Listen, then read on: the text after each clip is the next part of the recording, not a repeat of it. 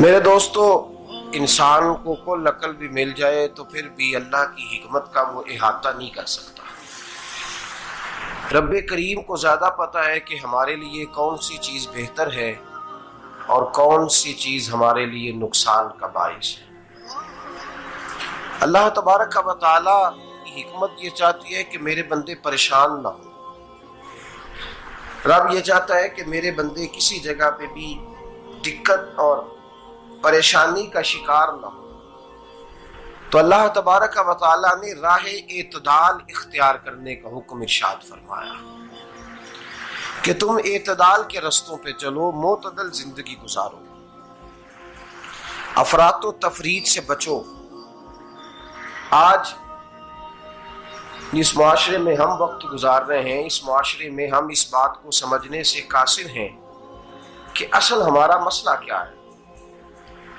ہمارا اصل جو مسئلہ ہے اس کی شناخت ہمیں کیسے ہوگی اور ہم پھر اس تک رسائی کس انداز میں حاصل کر پائیں۔ ہم ہمیشہ اپنی آمدن بڑھانے کے چکر میں رہتے ہیں، ایک کام اور شروع کر لیں، پارٹ ٹائم جاب شروع کر لیں، کوئی سائیڈ بزنس اس کا آغاز کر لیں۔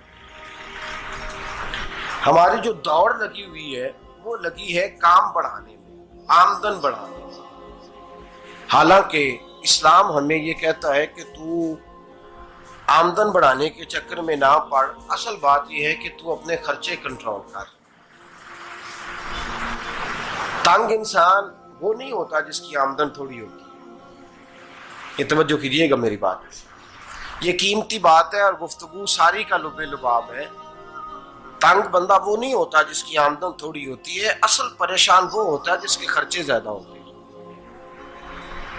اور ہمارا جو روزمرہ کا نقصان ہو رہا ہے نا، وہ آمدن کے معاملات میں نہیں ہو رہا۔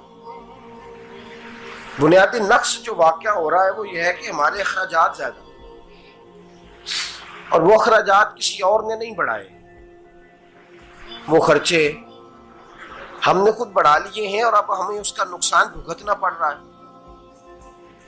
اور اگر آپ صحیح معنوں میں ٹٹولیں تو جو بہت امیر لوگ ہیں وہ تو ان خرچوں سے بچ گئے۔ میں نے بہت سارے ایسے ختمات میں شرکت کی ہے، میں بہت ساری ایسی جگہوں پہ گیا ہوں کہ جہاں لوگوں نے بڑا مختصر سا ختم دلایا ہے تو ہو گیا ہے ختم۔ ختم کے معاملے میں کب کسی نے پابندی لگائی ہے کہ اس میں 200 آدمی شریک ہوگا تو تب یہ سال ثواب صحیح ہو سکے گا؟ کون کہتا ہے؟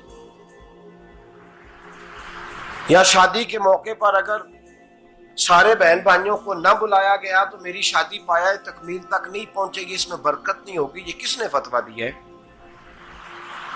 معتدل زندگی کا اسلام حکم دیتا ہے۔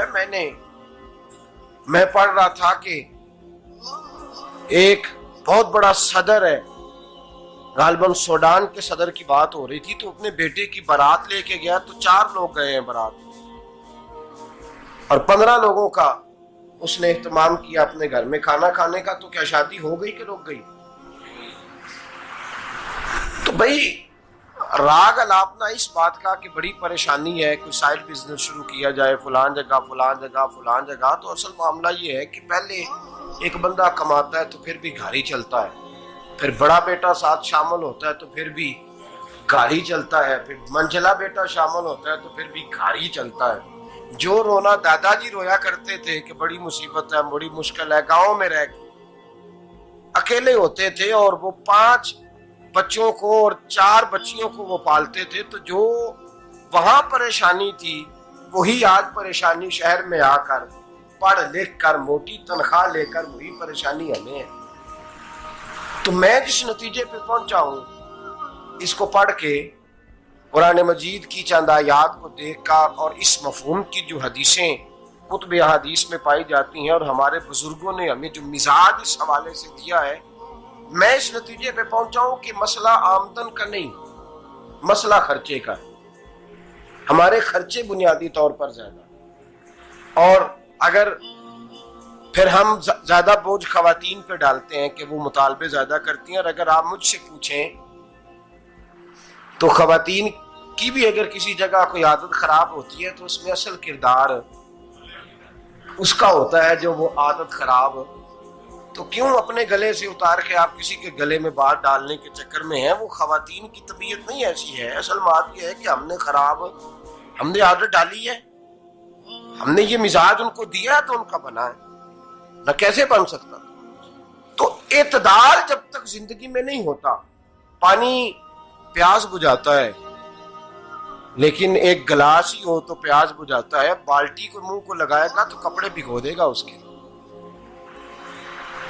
حالانکہ پانی بری چیز کا نام نعمت ہے نا بہت بڑی اللہ کی, لیکن پیالے میں ہی اچھا لگتا ہے.